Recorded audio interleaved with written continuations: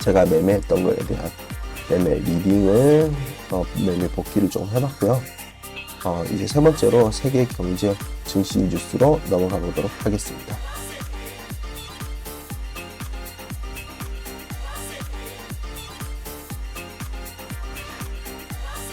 우선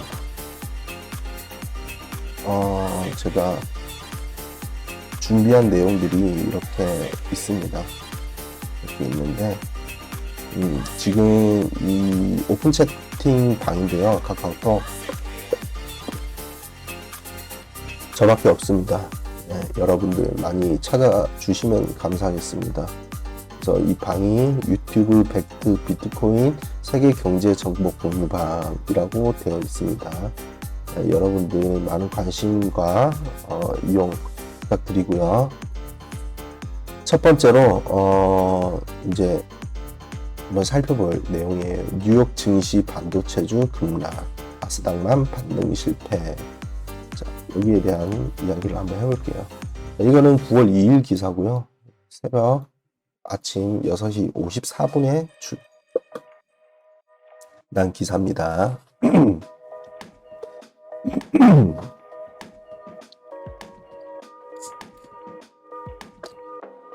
자, 뉴욕 증시 반도체주 급락에 나스닥만 반등 실패. 엔비디아 7.6% 하락, 유가 또 급락. 자, 출근력 꼭 글로벌 브리핑이라고 되어 있네요. 미국 증시가 마감됐는데요.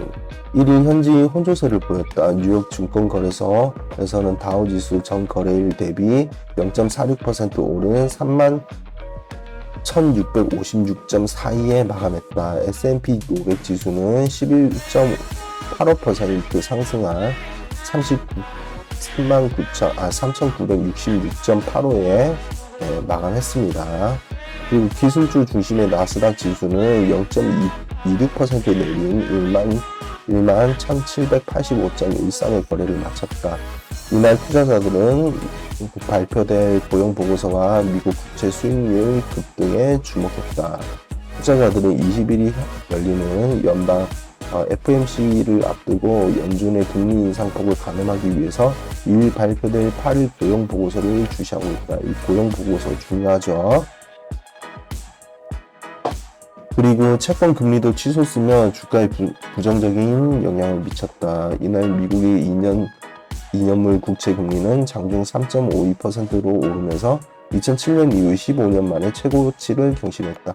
요즘 뭐만 하면 10년, 15년, 30년, 40년, 50년, 100년 뭐 최고치를 경신하는 게 요즘 들어 굉장히 많은 것 같아요. 그리고 10년물 금리 국채 금리도 3.1까지 오르며 지난 6월 이후 최고치를 기록했다. 이를 두고 도이치뱅크의 헨리 알렌 전략가는 투자자들이 향후 몇 개월간 더 많은 금리 인상을 가격에 반영하면서 위험 자산이 힘을 잃어가고 있다고 말했다. 소피의 리즈영 분석가는 만약 주가가 6월 저점 하향 돌파를 다시 시도한다면 그 시기는 9월이 될 것이라며, 그러나 주가가 하락하기 위해서는 실적 둔화 등 직접적인 악재가 있어야 한다고 말했다. 자, 여러분들 이게 저는 정확하게 안 봐서 모르겠는데 부정확할 수 있는 정보입니다. 시기적으로 9월이 되게 약세장이라고 하더라고요. 1년 중 9월이 보편적으로 좀 약세장이다, 이런 말씀들을 하시더라고요. 이거는 차트를 보고 한번 판단해 보시면 되겠습니다. 그리고 유럽 증시도 하락했고요. 중국 증시는 혼조 마감. 오전장에 3,200선을 회복했던 상하이 종합지수는 3,200선이 무너졌다가 200선이 다시 무너졌다. 종목별 거래 상황을 보면 석탄, 가정용기, 부동산 등 섹터가 상승했고, 사회서비스, 식품, 음료, 미디어 등 섹터는 하락 마감했다. 네, 국제 유가는 하락 마감했습니다. 금값도 하락 마감. 이렇게 됐고요. 그 다음에 리플 소식입니다. 리플에서 국가 간 결제 시스템을 진행한다라는 얘기가 있습니다. 리플이 뭐 하는 코인인지 정확하게 아시는 분이 있는지 없는지 모르겠지만 저는 잘 몰라요. 리플이 뭐 하는 코인인지. 코인에 대해서 다 알 수는 없으니까. 근데 리플이 이제 국가 간 결제 시스템을 도입한다라는 이야기가 지금 나왔습니다. 자, 암호화폐 전문 미디어 뉴투데이가 리플이 미국 비영리 단체 디지털 달러 프로젝트가 추진하는 기술 샌드박스 프로그램이라는 이니셔티브에 참여할 예정이라고 보도했다. 해당 이니셔티브는 오는 10월 시작될 예정이며 첫 번째 과제는 국가 간 결제에 관한 것이다. 이게 첫 번째 과제라고 하네요. 그리고 리플 외에 녹스 네트워크, 디지털 에셋 등도 참여한다. 그리고 바이낸스 등 악의적 소송 제기 폭로 당사자 변호사가 관련 집단 소송 변호를 중단하기로 결정했습니다. 아발란체 개발사 아바랩스가 미국 로펌 로슈 프리드먼과의 비밀 협약을 맺고 경쟁 업체인 바이낸스, 솔라나랩스, 비피니티 등을 상대로 악의적인 소송을 제기했다는 폭로가 나온 가운데 비밀 협약의 당사자로 지목된 카일 로시의 변호사가 여러 건의 소송에서 변호를 중단하겠다며 관련 신청서를 제출했다고 더블록이 보도했습니다. 그는 데이터 비트 파이렉스, 트론, 바이낸스와 관련된 소송 변호를 중단했다고 밝혔는데요. 이러한 조치는 내부 고발 사이트 크립토릭스의 카일 로시가 아바랩스 임원과의 관계에 대해서 이야기하는 내용이 게재된 이후에 나온 것입니다. 이와 관련해 카일 로시는 영상에서 나오는 내용은 사실과 다르다고 말했으며 또한 불법적으로 촬영된 소스들이 교묘하게 편집했다고 반박했습니다. 이런 기사가 있네요. 그 다음에 8월 부동산에 관한 이야기인데요. 우리 부동산도 중요하잖아요. 보시면 깡통 전세주의보, 화곡동은 특히 조심하기. 화곡동 전세 사기 의심 거래수가 313건으로 압도적으로 많네요. 1위라고 하네요. 상반기 깡통 전세 거래. 그리고 특히 신축 빌라에서 많이 발생한다. 서울에는 아파트가 가장 많은 도시일 것 같은데 사실은 아파트가 가장 많지 않고 아파트는 비싸기 때문에 아파트에 사는 사람이 그렇게 많지 않다고 합니다. 보통 신축 빌라나 이런 다주택에서 많이 생활을 한다고 하네요. 거주를 한다고 하네요. 그래서 특히 빌라에서 많이 발생되는 것 같습니다. 그리고 새 아파트 하자 신고 역대급으로 가장 많았어요. 아파트 아직 상반기인데 작년 전체 하자 신고 건수의 90%에 달합니다. 지하 주차장 누수와 도배, 타일 등의 하자가 빈번하게 발생 중 수십억 하는 강남 아파트에서도 발생. 이 하자가 솔직히 있어요. 신축 아파트에 들어가 보면 있는데 그 하자 건수가 지금 작년 전체에 대비해서 90%에 다다른다고 하죠. 아직 상반기인데도 그 정도로 아파트의 품질이 많이 떨어졌다고 볼 수 있겠습니다. 그 다음에 층간소음, 빠잉, 사후 확인제 시행, 아파트 다 짓고 나서 마지막에 실제 소음을 측정하, 기준 미달이면 건설사가 보완 시공을 해야 하고 손해배상 등의 조치를 취해야 합니다. 8월 4일 이후 입주 공고를 받은 신축 아파트부터 적용이 되고요. 기존 아파트에 대한 소음 대책은 미흡한 상황입니다. 그 아파트 층간소음 때문에 사실 뭐 사람도 죽고 막 그러는 상황이 많이 발생하잖아요. 그렇기 때문에 이런 것들을 시행하고 있는 것 같고, 그리고 저 같은 경우에는 아이들이 있는데 커가고 있는 과정에서 아이들이 뛰어놀기 마련이에요. 근데 이 아이들이 뛰어놀지 못하는 것에 대한 스트레스가 굉장히 많아요. 그래서 어쩔 수 없이 저희는 두께가 한 5cm 정도 되는 매트를 거실에 깔아놓고 있는데요. 아래층에 대한 배려죠. 그리고 당연히 함께 사는 아파트이니까, 공동주택이니까 그런 거에 대해서 책임감도 가지고 매너의식도 가지고 있어야겠죠. 근데 이제 아파트에서 이런 식으로 앞으로 시행을 한다면은 조금 더 좋은 세상이 될 것 같네요. 그리고 이런 게 있다고 해서 막 뛰어다니고 그러면 안 되겠죠. 그래도 조심해야겠죠. 서울에는 100만 원 넘는 월세가 35%에 육박하고 있다. 월세가 100만 원이 넘는 월세 거래량이 급증하고 있어 월세가 오르고 있다는 뜻인데요. 월세는 세입자에게 소진 비용이라 직접적인 타격을 줍니다. 한 달에 고정 지출이 100만 원이 된다는 건데, 최소한 100만 원이고, 통신비 뭐, 기타 뭐 그런 것들이 있는데도 100만 원이면 사실 어마어마하게 큰 금액이잖아요. 와, 저는 이거 부담하기 굉장히 힘들 것 같아요. 그만큼 살기가 힘들어진다. 이런 생각이 드네요. 그리고 서울에서는 지하와 반지하가 사라진다. 서울의 지하 반지하는 주거용으로 사용할 수 없다라는 방침을 밝혔는데요. 이번에 폭우로 인해서 사람들이 죽어나가고 그런 것 때문에 생겨진 방침이죠. 현재 거주 중인 사람은 어떻게? 거주 중인 세입자가 나간 후 비주거용으로 전환입니다. 그리고 반대 의견은 반지하 거주를 막는 것은 거주민들을 더 열악한 환경으로 내모는 것이다. 근데 이렇게 하기로 했어요. LH 행복주택을 더 많이 만들어서 이 사람들을 이제 그쪽으로 보내고 그리고 지원하겠다, 이런 방침을 내세웠죠. 그리고 빠진 거를 어떻게 할 건지에 대해서 제가 정확하게 기억은 안 나서 말씀드리기 어려울 것 같아요. 그래서 이미 거주 중인 세입자는 이제 계약 기간이 끝나면은 행복주택으로 이제 전환 유도를 한다는 게 핵심인 것 같아요. 그리고 GTX-A 수서에서 동탄 2024년 6월 전 개통 예정. 서울에 안 살아서 이거에 대해서는 잘 모르겠는데 그냥 읽어만 드릴게요. 방역 교통망 확충이 늦어져서 신도시 초기 입주민에 대한 불만이 많다고 지금 알려져 있고, 수서에서 동탄 구간만 2024년에서 6월 이전으로 개통 예정할 것으로 지금 예정 중이네요.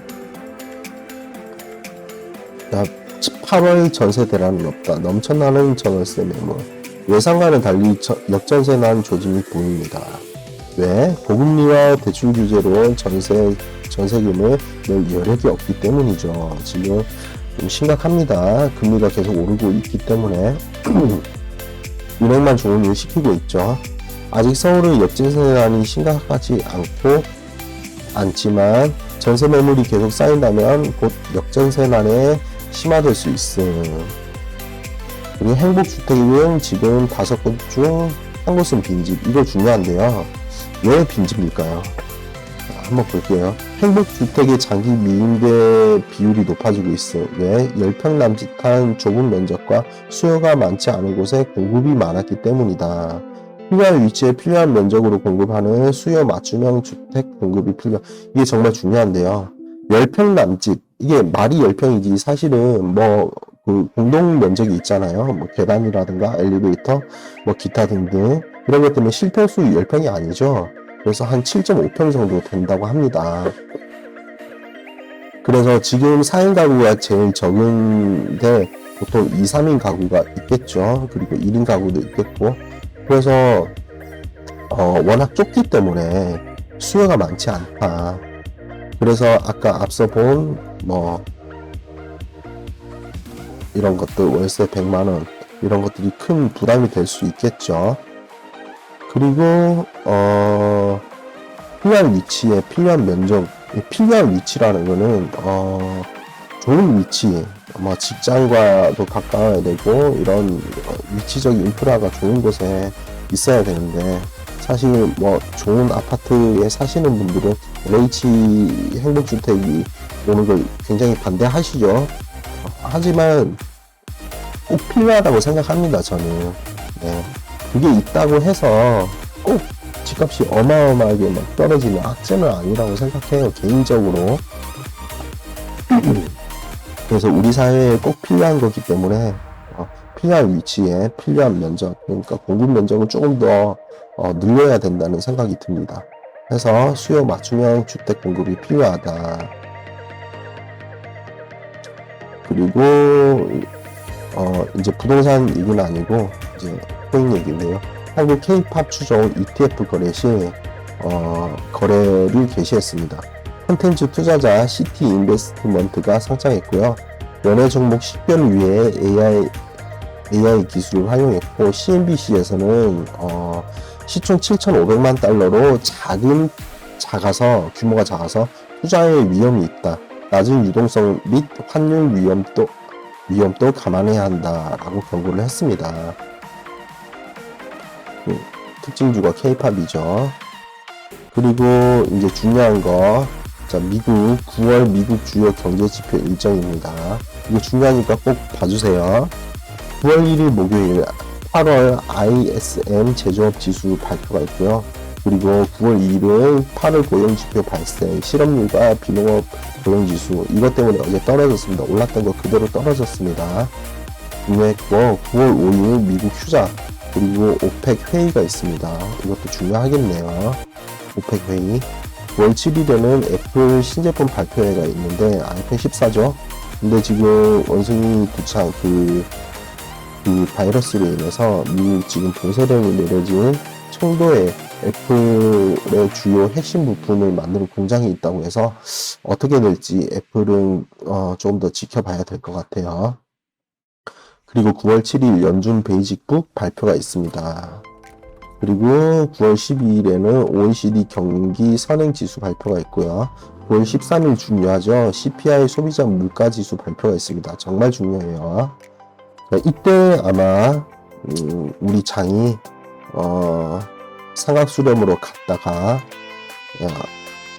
발표 직전까지 뭐 오르락 내리락 하다가 삼각수렴으로 가서 발표를 할 때 위로 오르든지 밑으로 내리든지 이런 상황이 만들어질 것 같은데요. 자, 이럴 때 저는 좀 추천하는 매매 방식이 있는데 트레일링 스탑입니다. 이거를 걸어 놓으면은, 자, 제가 만약에 여기가 삼각수렴인데 지금 방향을 모르겠다, 올라갈지 내려갈지 모르겠다, 그래서 여기를 뚫고 올라가면 나는 롱을 걸겠다, 그리고 여기를 뚫고 내려간다면 나는 숏을 걸겠다 라고 매매를 하고 싶으실 때 트레일링 스탑을 사용하시면 됩니다.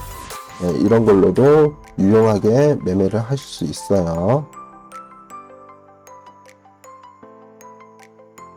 자, 그리고 9월 15일 8월 산업생산 소매 판매 지수 발표가 있고요.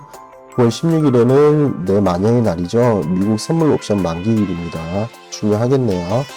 9월 19일에서 21일 월요일에서 목요일에는 엔비디아 GTC 2022 AI 개발자 컨퍼런스가 있고요. 이거에 대해서 엔비디아의 기추가 어떻게 결정이 날지 방향성이 보이겠네요. 최근에 엔비디아 주가가 많이 하락했거든요. 그것도 조금 이따 살펴보겠습니다.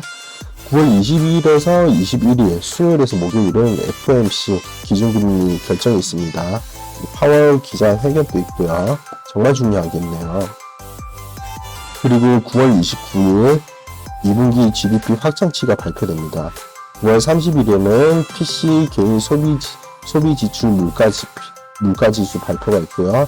9월 30일에는 테슬라 AI 데이 파트 2가 있습니다. 자, 이거는 제가 유튜브 커뮤니티에 제가 따로 올려놓도록 하겠습니다. 참고하시면 되겠네요. 자, 그리고 조금 전에 엔비디아 이야기 나왔는데요. 엔비디아 이야기 한번 마저 해볼게요. 자, 중국 수출 직격탄 맞은 엔비디아 부랴부랴 해며, 자, 엔비디아가 수출을 못하게 되는 상황에 이르르자 주가가 엄청나게 하락했거든요. 거기에 대해서 지금 엔비디아가 해명을 한 겁니다. 바이든 정부의 중국 수출 금지 통보로 중국 수출의 직격탄을 맞은 미국 반도체 제조업체 엔비디아가 해명에 나섰다. 엔비디아는 이를 미 정부가 중국에서 H100 인공지능 칩을 계속 개발하는 것을 허용할 것이라며, 또 H100 칩 개발에 필요한 수출과 재수출 및 국내 이전도 승인했다고 밝혔다. 이는 앞서 미 정부가 AMD와 함께 엔비디아에 대해 H100과 A100 등 인공지능 AI용 최첨단 반도체의 중국 수출을 중단하라고 통보했다는 사실이 알려진 뒤 주가가 장중 10% 이상 떨어지는 등 급락한 데에 대한 해명이다. 전날 엔비디아는 미 증권거래소 SEC 공시를 통해 미 정부가 지난달 26일 이런 내용의 중국 홍콩 수출 관련 새로운 허가 규정을 통보해왔다고 밝혔다. 엔비디아의 해명은 미국 공장에서 AI용 칩을 만들어 중국에 수출하는 것은 안 되지만 중국 공장에서 개발해 공급하는 것은 가능하다라는 취지로 풀이된다. 이게 중요한 거예요. 그러니까 AI 칩을 직접 만들어서 수출하는 것은 안 됩니다. 여전히 막혀 있어요. 막혀 있는데 하나 일반으로 중국 공장에서 개발해서 공급하는 것은 가능하다라는 취지로 풀이된다. 이게 핵심이에요. 이게. 자, H100과 A100은 슈퍼컴퓨팅과 인공지능에 사용할 수 있는 그래픽 저장형식 GPU다. 자, H100은 곧 출시될 모델이고 A100은 3년 된 구형 모델이다. 미 경제 매체 CNBC에 따르면 엔비디아는 이르면 연내에 H100을 생산할 것으로 예상되는 가운데 현재 중국에서도 개발이 진행 중이다. A100과 H100을 포함하는 엔비디아의 데이터 센터 사업은 가장 빠르게 성장하는 사업 부분 중 하나이다. 지난 6월까지 매출이 38억 달러로 전년 대비 61% 증가했다. 이렇게 증가한 사업이기 때문에 수출이 막힌다는 게 엄청난 큰 타격이 되겠네요. 한때 10% 이상 급락했던 엔비디아 주가는 소폭 반등하며 7%대 하락으로 마감했다. 여전히 하락이다. 네, 핵심은 요거였기 때문이죠. 그래서 크게 반등하지는 못했다. 회복하지는 못했다. 이렇게 볼 수 있겠네요. 그리고 빅쇼트 넷플릭스에도 있죠. 자, 빅쇼트 마이클 버리 추가 하락 경고. 글로벌 금융 위기를 정확하게 예측하며 공매도 전설로 유명해진 마이클 버리가 추가적인 증시 하락에 대한 경고를 하고 나섰다라고 지금 얘기를 했습니다. 이거에 대한 이분에 대한 전설적인 빅쇼트에 관한 이야기는 넷플릭스에 있으니까 보시면 될 것 같아요. 약간 다큐멘터리 형식으로 만들어진 거라서 보시면 될 것 같고요.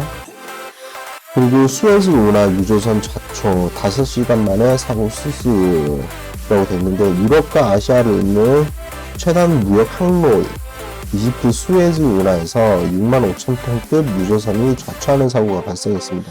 이거 좀 크네요.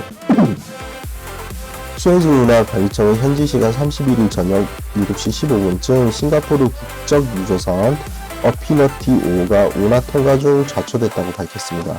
다행히 관리 당국이 긴급히 예인선 5대를 동원해 배를 구조한 덕에 사고 5시간 만인 오늘 새벽 1시에 사고 수습을 마쳤으며 현재 운하 통항이 정상적으로 이루어지고 있으며 선박 조향 기능 이상이 좌초 원인으로 파악되고 있다라고 밝혔습니다.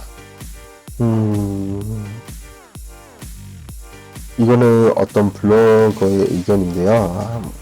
재밌을 것 같아서 제가 한번 가져와 봤습니다. 여전히 견고한 코어 CPI와 PC, 헤드의 하이어 for 롱거를 뒷받침하는 논리에 대해서 얘기하고 있는데요.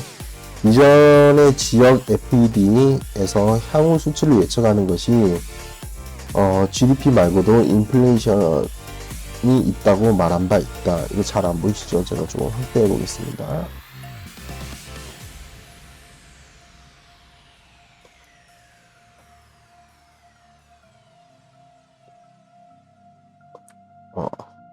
어떻게 하는지 잘 모르겠네.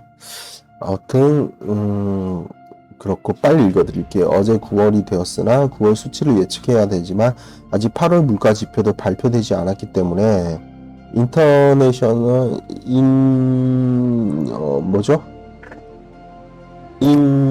인플레이션 나우캐스팅에서는 8월과 9월 수치를 모두 올려놓았다. 이 숫자를 보면서 느껴야 하는 것은 YOY 기준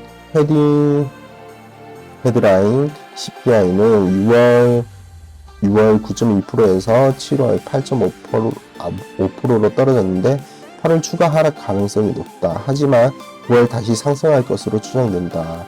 사실 헤드라인은 에너지와 음료의 특성한 변동성이 워낙 높아서 단기 수치를 가지고 일희일비하는 것은 좋은 태도가 아니다. 실제로 YOY가 아닌 MOM을 보면서 8월 0.06%였다가 9월 0.53%로 추정될 정도로 변동성이 크다. 그래서 우리가 봐야 하는 것은 첫 번째로 코어 CPI, 그리고 6월, 7월 연속으로 YOY 기준 5.9%를 기록했던 코어 CPI는 8월엔 6.3, 9월에는 6.6까지 올라갈 것으로 추정된다. 코어 CPI가 의미하는 바가 크다라는 것은 MOM 수치로 봐도 알 수 있다. MOM 기준 8월 0.48%, 6월 0.5%로 매우 안정적으로 조금씩 상승하고 있다. MOM 0.5%를 12개월 연속 복리로 쌓으면 YOY 6.17%다. 이 말은 현재 코어 CPI는 작년에 기저 효과도 거의 없고 변동성도 매우 낮으며 꾸준히 우상향하고 있다는 것이다. 두 번째로 중요하게 봐야 하는 것은 PC이다.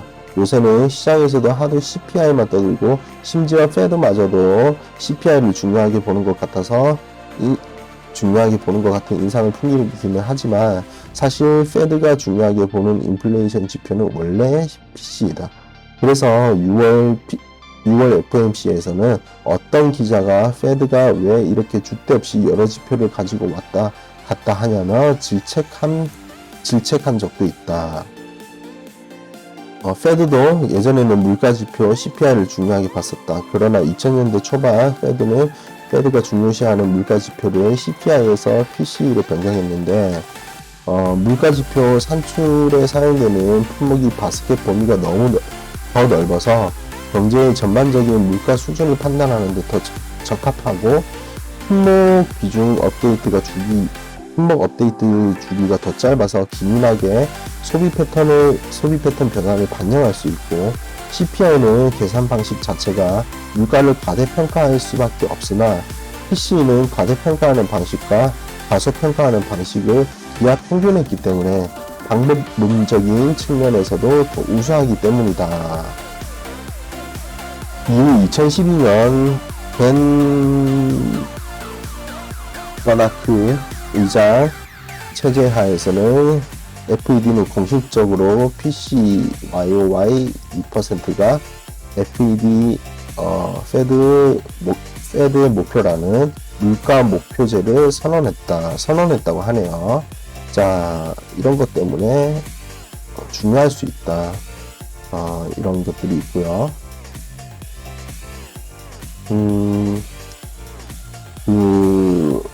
이제 이것도 중요한데요. 나딤 자하위 영국 재무장관이 러시아 원유에 대한 가격 상한제가 성공할 것이라고 확신한다고 밝혔습니다. 러시아 가격 상한제를 부과하는 국가에 대해 원유를 팔지 않겠다고 말한 것에 대한 대응 차원으로 풀이되는데요. 자하위 장관은 미국 워싱턴 DC 주재 영국 대사관의 월스트리트 저널과의 인터뷰를 통해 내일 주요 7개국 G7이죠. 재무장관 회의에서 모든 국가들이 가격 상한제를 동의할 것이라고 확신한다고 밝혔습니다. 그는 가격 상한제가 내년과 그 이후에 현재보다 더 큰 도전을 불러올 수 있는 유가 쇼크가 일어나지 않도록 할 것이라고 했는데요. 월스트리트 저널에 따르면 G7 재무장관은 오늘 2일 러시아의 주요 수입원 중 하나인 원유 수출을 제재하기 위해 가격 상한제 도입을 논의할 것으로 보입니다. 러시아를 견제하기 위한 것이네요. 그리고 러시아에서 계속해서 의문사가 지금 발생하고 있는데 벌써 5번째입니다. 러시아 최대 석유 업체 의장이 불행 추락사했다는 거고요. 보면은 지난 4월에 러시아 최대 액화 천연가스 기업 노바텍스의 전임 최고 경영자인 세르게이 프로토세냐가 죽었고요. 같은 달에는 가스프롬 가스프롬 자회사인 가스프롬뱅크 부회장이 또 죽었습니다. 가족과 같이 죽었네요. 정말 많이 죽었어요. 그런 내용이 있네요. 그리고 샌드박스가 MBC와 메타버스 사업 파트너십을 체결했다는 소식이 있고요. 그리고 좀 하나 보여드릴게요.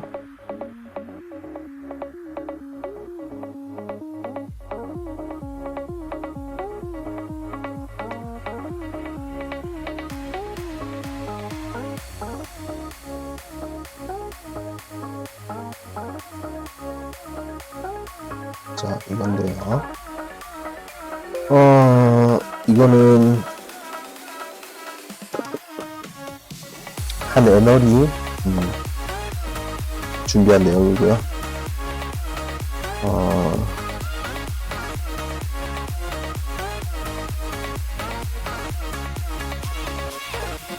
신한에서 자산 전략 보고서가 발간됐는데 거기에 대한 의견입니다.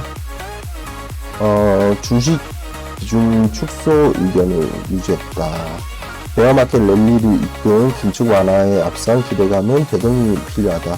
인플레이션 압력은 정점을 확인했지만 공급 측 불안은 해소의 단초를 찾지 못했다. 역사적 수준의 고용 호황까지 감안하면 긴축 행보는 흔들리지 않을 가능성이 높다. 시장은 여전히 연준을 주목하지만 75bp, 50bp의 인상 정도 강도 차는 중요하지 않다. 추세 결정의 결정적인 세 가지 키워드는 동절기를 목전에 둔 지정학적 위험, 그리고 고용과 임금, 기업 실적, 세 번째 시스템 리스크 발생 여부. 유럽의 에너지발 인플레이션은 실물에 충격을 가하고 있으며 기업 이익 추정치 역시 가파른 조정세를 보이고 있다. 취약 국가와 일부 산업의 신용 위험도 우려의 조짐이 보인다. 주식 비중을 축소하고 채권 비중을 확대, 중립 달러의 적극적인 편입 의견을 재차 강조한다. 라고 지금 나와 있고요. 침체 초입에 접어들며 채권 비중 확대, 캐리 매력의 재평가가 필요하다. 다만 달러 국채 장기물로 유망 자산의 범주를 좁혀야 한다. 대체는 인플레와 변동성에 대응할 자산군이다. 에너지 지정학적 위험과 변동성 제어에 특별한 역할을 가지기 때문이다. 자, 조달금리 상승에 수익성 효과가 강화되나 인프라 리츠 내 유망 자산 수요는 여전히 견조해 보인다. 라고 의견을 남겼네요. 그리고 환율이 13년 4개월 만에 1360달러를 돌파했습니다. 와, 이거 뭐야?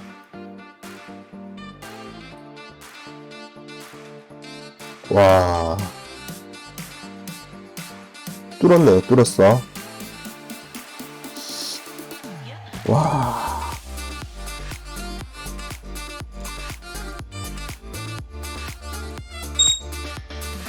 얘기하는 도중에 뚫고 내려가네요.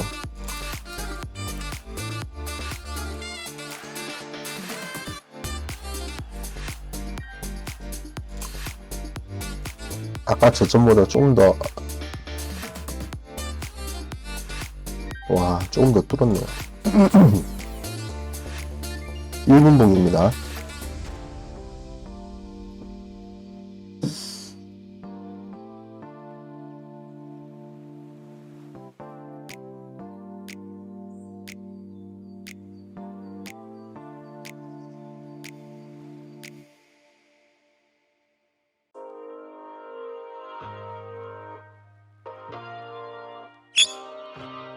와, 이렇게 들리나?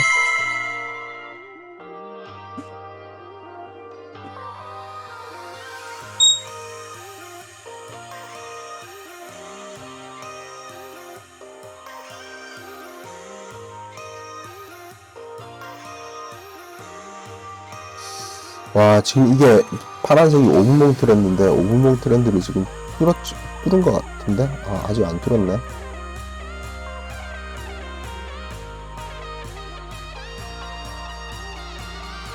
여러분들 제가 아까 말씀드렸죠. 지금 여기 트렌드, 여기 매물대가 지금 많이 몰려 있는 데인데요. 여기가 엄청 많이 몰려 있는 데인데,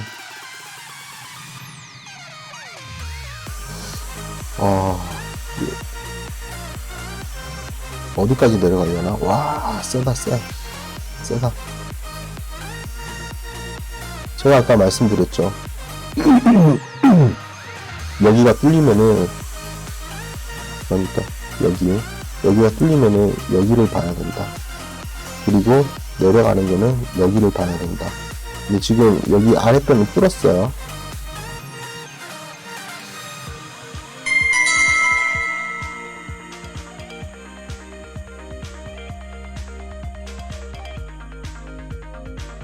여기 정확하게 한번 짚었었는데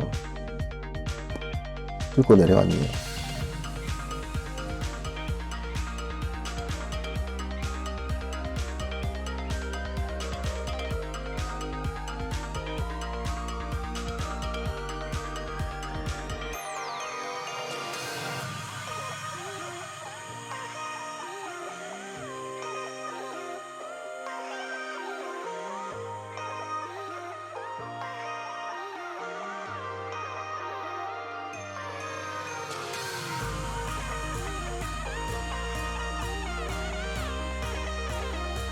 화면이 왜 이렇게 됐지?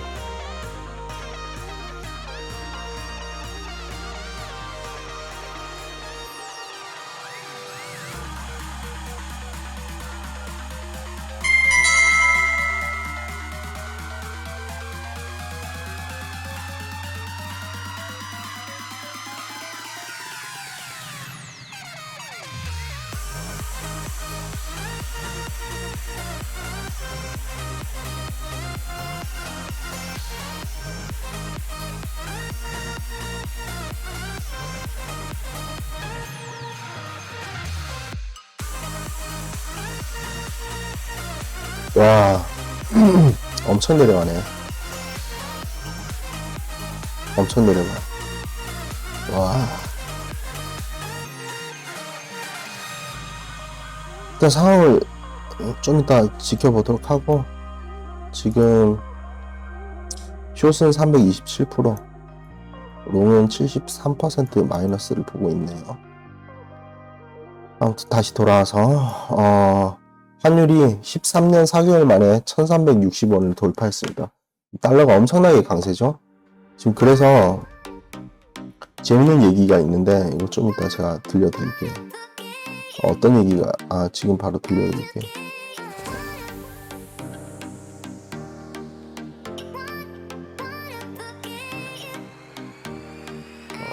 어디 있지?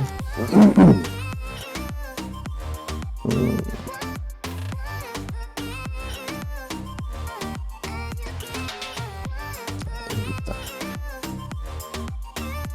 이거 아닌데. 여기다. 달러가 강세니까 미국인들이 헐값으로 유럽 부동산을 지금 쇼핑하고 있다는 기사예요.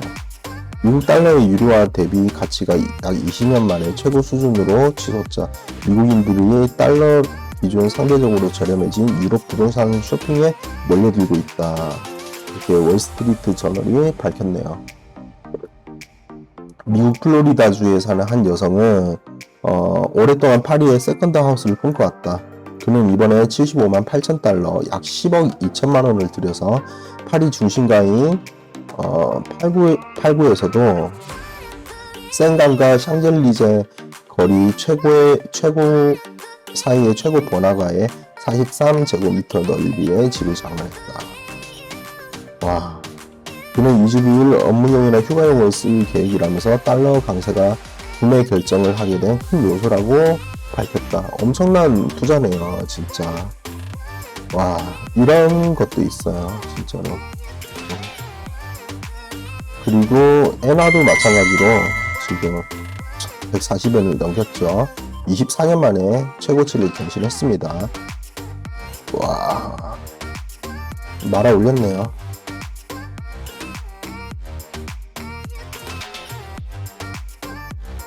좀 이따 다시 봐야 될 것 같아요. 그리고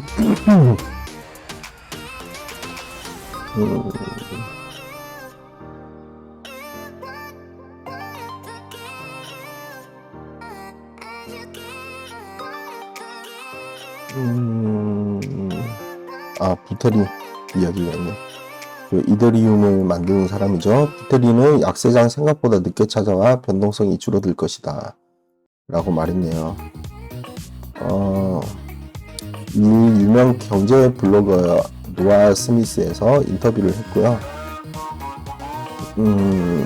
종합적으로 얘기해보면 가상자산의 시장이 강세장이 생각보다 오래 진행됐다는 사실에 놀랐다. 보통 6에서 9개월간 강세장이 진행되다가 무너졌는데 이번에 강세장은 1년 반 정도 상승이 지속됐고 내 생각보다 약세장이 늦게 찾아왔다고 밝혔습니다. 그는 정확한 시기를 몰랐을 뿐 결국 강세장의 거품이 터지고 약세장이 올 것이라고 예상했다고 밝혔습니다. 호황기의 규모를 늘린 팀들은 지금의 상황을 견디기 힘들 것이라고 설명했습니다. 이 말은 누가 못해. 나도 할 수 있겠는데?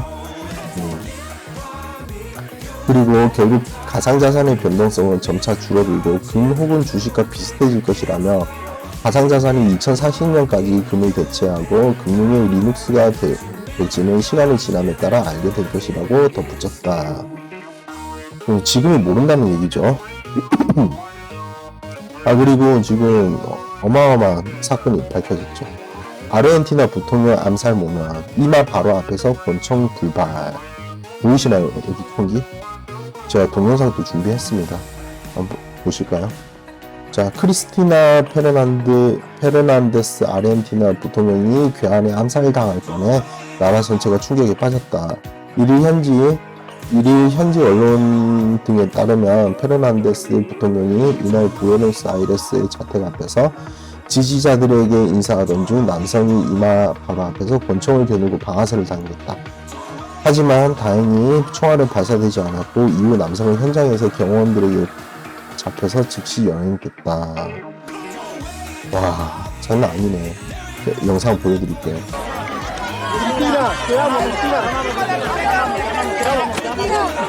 보셨어요?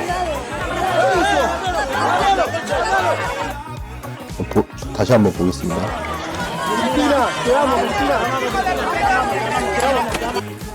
보셨어요? 총을 와, 방아쇠를 당겼는데 불발됐어. 총알이 5발 다 있었다고 합니다. 이렇게. 근데 불발이 됐다. 진짜 와. 진짜 운이 좋았다. 진짜. 와, 어떻게 이런 일이 일어날 수 있지? 자, 일본에서는 금융청이 2022년 암호화폐 웹3 발전 환경을 촉진하고 스테이블 코인 제도를 정비하고 꾸준히 시행해 나갈 계획이라고 밝혔다. 금융청은 암호화폐 거래소가 암호화폐를 자율적으로 심사하는 과정도 간소화하고 블록체인 프로젝트와 암호화폐 자격에 대한 해석도 명확히 하도록 하겠다. 또 토큰 또는 코인 발행자가 보유한 암호화폐에 대한 세금 처리 시스템도 개발해 신탁은행에 암호화폐를 맡길 수 있도록 할 예정이라고 설명했다. 이런 것들이 있네요. 또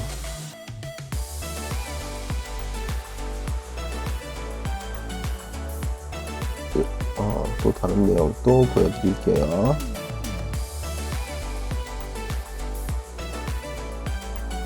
자,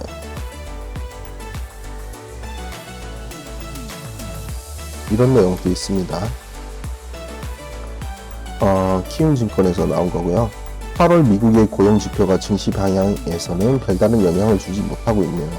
신규 고용과 경제활동 참여율은 예상보다 잘 나온 반면 실업률은 높아졌고 임금 상승률은 둔화되는 등 호재라고 하기에도 그렇고 악재라고 하기에도 그런 숫자들입니다. 올라버렸네. 자, 미국 선물 시장도 상승 전환하기는 했는데 그리 큰 반응을 보이지는 않은 듯합니다. 백악관에서 전월 대비해 안 좋게 나올 것이라고 사전에 경고한 것도 있고 연준도 지금은 고용은 so what? 죄송합니다.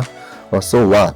어느 정도 고용 둔화되고 있는 걸 보면 정책이 먹히고 있는 것도 있고 물가만 보겠다는 입장이라 보니 자, 이번에 혼재된 고용 지표는 시장 입장에서도 중립적인 수준으로 보는 게 적절하지 않나 싶다.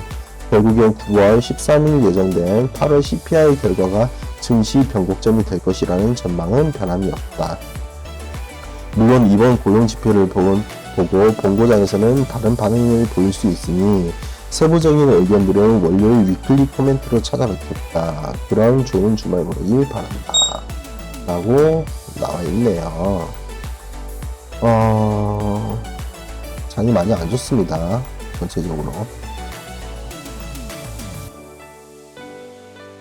블룸버그 기사인데요. 좀 살펴볼게요. 블룸버그 기사이고요. 실제 기사는 여기에 있습니다. 여기 있는 기사고요. 여기 있는 기사고, 미국 주가는 여전히 긴축된 미국 노동 시장에서 다소 완화될 조짐을 보인 고용 통계 이후 상승한 반면 2년 만기 재무부 수익률은 하락했다. 달러가 떨어졌다. S&P 500 지수는 지난달 고용주가 31만 5천 개의 일자리를 늘린 이후 사상 최고치를 경신했고 2년 수익률은 3.5% 이하로 떨어졌다. 이는 경제학자들이 예상치를 약간 웃도는 수준이고 더 많은 미국인들이 노동 일부에 참여하면서 임금 상승률이 둔화되었고 이는 잠재적으로 노동 수용자가 다소 완화되었음을 암시한다. 이 보고서는 금리 시장의 일부 트레이더들이 연방준비제도 이상의 다음 정책 움직임에 대한 견해를 약간 바꾸도록 자극했다. 시장에서는 이번 달 금리 인상 가능성에 여전히 3월에 3% 정도일 것으로 보고 있지만 그 이후 투자금을 줄였다. 75bp를 얘기합니다. 그리고 노동시장 데이터는 경제가 더 긴축을 견딜 수 있을 만큼 충분히 견실하다는 연준의 주장을 뒷받침하는 이번 주 여러 보고서에 추가된다. 제롬 파월 의장이 중앙은행 금리를 더 인상하고 가격 상승이 둔화될 때까지 계속 인상할 것임을 분명히 한 이후 리스크 자산은 압박을 받아왔다. 금리 상승이 성장을 해칠 것이라는 우려가 이미 시장을 짓누르면서 글로벌 채권은 한 세대 만에 약세장으로 밀어넣고 있다. 블룸버그 글로벌 총 수익률은 2021년 최고치에서 20% 이상 하락했다. 주요 7개국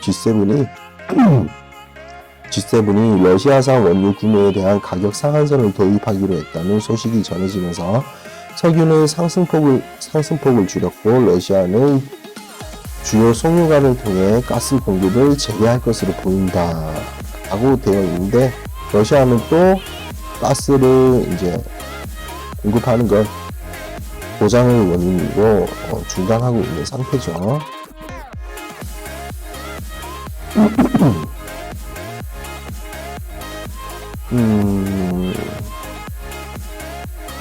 자, 이거는 러시아 오일 가격 상한제에 대한 월스트리트 저널 기사입니다. 링크는 여기 있고요. G7 부유한 국가는 우크라이나 침공이 계속됨에 따라 석유 판매로 인한 러시아 수입을 제한하기 위해 새로운 제재 설계를 약속하면서 세계 시장에서 러시아 석유 가격을 상환화하는 계획을 발표했습니다. 성명에서 G7 재무장관은 러시아 석유 및 석유 제품이 정해진 가격 상한선 아래에서 판매되지 않는 선적에 대한 보험 및 자금 조달을 금지할 것이라고 밝혔습니다. 이 계획을 통해서 미국과 동맹국은 러시아가 상한선을 준수하거나 석유를 운송할 수 없는 가능성에 직면하도록 하기 위해서 글로벌 운송의 작은 조달 및 보험에 대한 통제력을 활용하기를 희망하고 있습니다. 브뤼셀에 기반을 둔 싱크탱크인 브뤼셀에 따르면 전 세계 선박의 90% 이상이 런던에 기반을 둔 보험사 협회를 통해 보험 가입이 되어 있습니다. 이 발표에는 가격 상한선이 설정되는 수준을 포함하여 몇 가지 주요 세부 정보가 포함되어 있지 않았습니다. G7 장관들은 시간이 지남에 따라 상한 수준을 변경할 가능성과 함께 상한선을 설정하는 계획에 대해 국제 파트너와 협의할 것이라고 말했습니다. 러시아가 계속 갑질을 하니까 제재를 하려고 하는 것 같아요. 자, 그리고 아마존에 대한 소식인데요. 아마존은 미국에서 수백 개의 시설을 열 계획을 폐쇄하고 포기합니다. 라고 지금 밝혔습니다. 그래서 아마존이 미국에서 수백 개의 시설 계획을 폐쇄하고 포기했고, 매출 성장 둔화로 대규모 배송 사업 규모를 줄이기로 결정하였고, 그로 인해서 미국 전역에 있는 현존하는 시설과 계획된 예정 시설에 대한 폐쇄 및 포기를 진행했습니다. 아마존의 부동산 추적화는 회사가 거의 2,500만 평방피트에 달하는 사용 가능한 공간에 대한 계획을 중단하거나 중단한 것으로 추정됩니다. 총 42개의 시설이네요. 와우. 자, 또 이런 얘기가 있습니다. 러시아 가스 공급 재개 하루 앞두고 누출 발견 공급 중이다. 진짜 지랄병을 하네요. 지랄병을 해.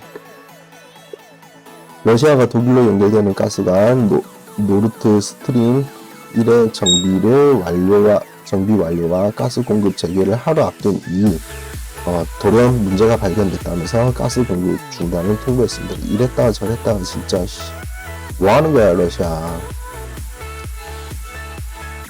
로이터 타스 통신에 따르면 러시아 국영 가스 회사 가스프롬은 이날 오후 늦게 발표한 노르트 스트림 1의 정비 상황에 대한 설명에서 정기 점검 중 누출이 발견됐다며 노르트 스트림을 통한 가스 공급이 완전히 중단된다고 밝혔습니다. 또한 손상 탓에 가스 터빈 엔진의 안전을 보장할 수 없다면서 포르토바야 가압 기지에서의 펌핑 작업을 멈춘다고 설명했습니다. 진짜 와, 왜 이러냐. 이런 내용이 있네요. 그리고 마지막으로 재밌는 기사입니다. 바이든 가산 대선 대결에서 트럼프를 이겼다. 50대 44. 이런 내용이 있네요. 조 바이든 미국 대통령이 가상 대선 양자 대결에서 도널드 트럼프 전 미국 대통령에 승리한다는 여론 결과가 발표됐다. 월스트리트 저널은 지난달 17일에서 25일 전국 등 유권자 1,313명을 대상으로 조사한 여론조사 결과를 공개했다. 여론조사 결과에 따르면 2024년 대선이 오늘 치러질 경우 바이든과 트럼프 중 누구를 찍겠냐는 질문에 응답자의 50%가 바이든, 그리고 트럼프는 44%에 그쳤네요. 그 바이든은 2024년 대선에 출마할 계획이라고 밝혔고요. 트럼프는 아직 공식적으로 발표하지 않았지만 수차례 출마를 시사한 바가 있습니다. 2024년 바이든 대통령과 트럼프 전 대통령의 재대결 가능성이 작지 않은 것으로 놓여진 상황이네요. 자, 이걸로 오늘 세계 증시 뉴스도 한번 살펴봤고요. 알찬 시간이 됐는지 모르겠습니다. 지금 현재 비트가 엄청난 무빙을 보여주고 있는데요. 앞으로 재미있게 알차게 방송을 준비해서 여러분들과 함께 알찬 시간 보낼 수 있도록 최선을 다해서 방송해 보도록 하겠습니다. 저의 카카오톡 채널 오픈 채팅 방에 지금 저밖에 없지만 한번 참여해 주신다면 감사하겠습니다. 비트코인 세계 경제 정보 공유방입니다. 세계 경제와 증시를 알아보는 방입니다. 여러분들의 많은 참여 부탁드리고요. 구독과 좋아요도 한 번씩 눌러주시면 감사하겠습니다. 오늘 방송 여기서 마치도록 하겠습니다. 감사합니다.